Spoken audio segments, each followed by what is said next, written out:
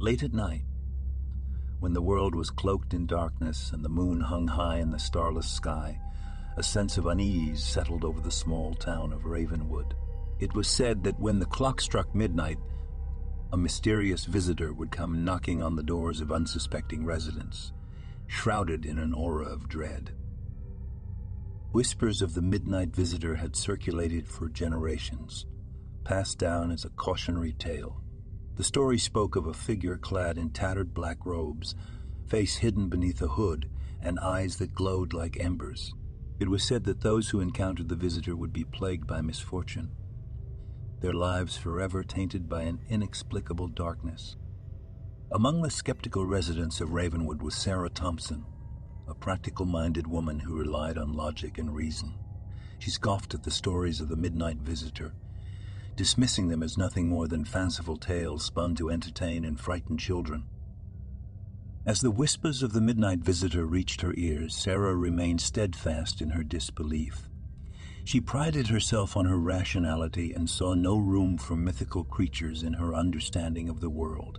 To her, the tales were nothing but imaginative exaggerations, a blend of local folklore and overactive imaginations. Sarah's friends and neighbors would gather around, their eyes wide with apprehension as they shared tales of the midnight visitor. Their beliefs in the tales led them to describing feelings of being watched and unexplainable noises that echoed through the night. But Sarah would listen with a skeptical smile, dismissing their stories with a wave of her hand. She would respond, "There must be a rational explanation for these occurrences. Perhaps it's a result of overactive imaginations and coincidences." Her friends would exchange knowing glances, their belief in the midnight visitor reinforced by their own experiences. They would often invite Sarah to join them in their search for answers, hoping to sway her perception. Yet Sarah would politely decline, remaining steadfast in her skepticism. One fateful night, as the clock struck midnight, Sarah found herself alone in her quiet abode. The town seemed to hold its breath, and an unexplained tension hung in the air. It was at that moment, as if taunting her disbelief, a knock resounded at her front door. Curiosity getting the better of her, Sarah cautiously approached the door. She hesitated, her hand hovering above the doorknob, contemplating whether to open it or dismiss the sound as a mere trick of the wind. After a moment's deliberation, Sarah unlocked the door and swung it open, half expecting to find an empty porch bathed in moonlight. But to her surprise, standing on her doorstep was a figure shrouded in a cloak of darkness, the hood concealing their face. Sarah's eyes widened, a flicker of doubt briefly crossing her mind. Was this the midnight visitor she had dismissed as a mere figment of imagination? The figure before her exuded an aura of otherworldly presence, a subtle yet undeniable power that sent a shiver down her spine. The cloaked figure remained silent, their presence both enigmatic and unnerving. Sarah's skepticism wavered, replaced by an unexpected curiosity. She mustered the courage to speak, her voice trembling slightly. "Who are you? What do you want?" she asked, her voice a blend of curiosity and caution. In response, the figure slowly raised a hand, extending it toward her. From within the depths of their cloak, they produced a small, ornate box, a box that seemed to radiate an ethereal energy. With a mix of trepidation and curiosity, Sarah accepted the box, her fingers brushing against the cool surface. She felt a surge of anticipation, an inkling that her beliefs were about to be challenged. As she opened the box, a soft glow emanated from within, revealing an ancient symbol etched onto a small piece of parchment. The contents of the box did not make sense to her as she continued staring into the box. Sarah's eyes widened, and her skepticism shattered like fragile glass. But she quickly snapped back into reality. She went to her bedroom and opened the door to her closet. She placed the box on the top shelf in her closet and closed the door. Even though Sarah did not know who the stranger was that delivered the box, nor did she know the purpose of receiving it, she was not going to concern herself with anything surrounding the appearance of the box into her life. After placing the box into the closet, Sarah quickly erased the box's existence from her mind. Until several days later, Sarah noticed misfortunes beginning to unfold in her personal life. She first noticed the changes in the relationship with her best friend. Sarah's bond with her best friend, Pamela, had always been unbreakable. They had weathered the storms of life together, supporting and uplifting each other. However, casual outings turned sour incidents marred their time together with a sense of foreboding.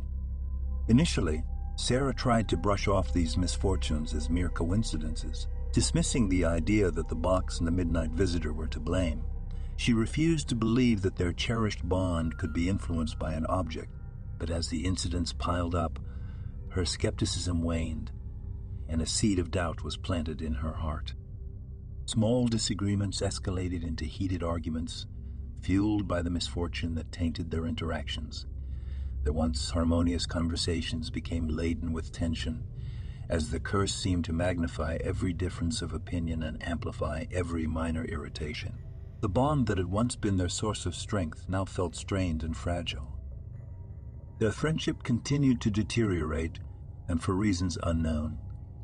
Pamela stopped answering Sarah's calls, and she would walk past her in public as if they were complete strangers. It was as if Sarah was mysteriously erased from Pamela's life, as if they had never crossed paths. Sarah's once thriving career suffered as well, with unexpected setbacks and missed opportunities piling up like a mountain of regrets. She noticed an unexplainable streak of failures in her projects. Despite her meticulous planning and dedication, deadlines were missed, crucial elements overlooked, and her work seemed plagued by inexplicable setbacks. It was as if an invisible force was conspiring against her, ensuring that success remained perpetually out of reach. The misfortune manifested in various ways, undermining Sarah's professional reputation. Promising opportunities slipped through her fingers, clients grew dissatisfied, and her once impeccable track record tarnished.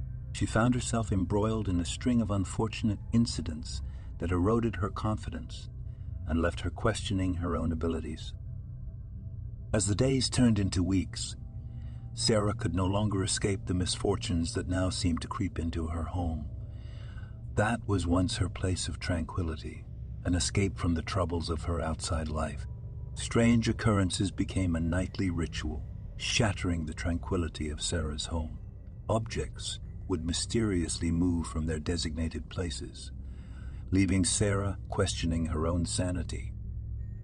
One evening, as Sarah prepared dinner, she noticed a foul odor wafting through the air. It grew stronger with each passing moment, permeating every room and filling her home with a putrid stench. She searched desperately for the source, tearing apart cabinets and investigating every nook and cranny, but the cause remained elusive. Sarah stopped and questioned her stability. Was she going insane? And was the mysterious visitor responsible? The series of misfortunate incidents continued to escalate over time, and Sarah continued to mentally unravel. The pinnacle of the misfortunes came in the form of vivid nightmares that plagued Sarah's sleep. Each night she would be plunged into a twisted realm of darkness and despair, tormented by grotesque visions that left her trembling upon waking. The line between reality and nightmare blurred as the misfortune seeped into her subconscious, poisoning her sense of peace and security. The nightmares that once haunted Sarah's sleep began to manifest in the waking world. Apparitions lurked in the shadows, whispering malicious secrets that gnawed at her sanity. Doors slammed shut with violent force, trapping her in rooms of claustrophobic terror. The very walls seemed to pulse with a sinister energy, as if they were alive and complicit in the torment that consumed her. Desperate, Sarah sought the help of spiritual guides, priests, and even paranormal investigators, but their attempts to dispel the darkness were in vain. The curse defied all efforts to break its hold, mocking her feeble attempts at resistance. It reveled in the suffering it caused, feeding off her fear and despair. As the misfortune in her home grew more oppressive, Sarah found herself descending into madness. Her once bright spirit dimmed, eclipsed by the malevolence that surrounded her. The constant torment eroded her sense of self, reducing her to a mere shell of her former self. Isolated and consumed by the relentless misfortune, Sarah found solace in the darkest recesses of her home. She embraced the shadows, surrendering to the malevolent forces that now held sway over her existence. The once warm and welcoming abode transformed into a chamber of eternal torment, a twisted reflection of her shattered soul.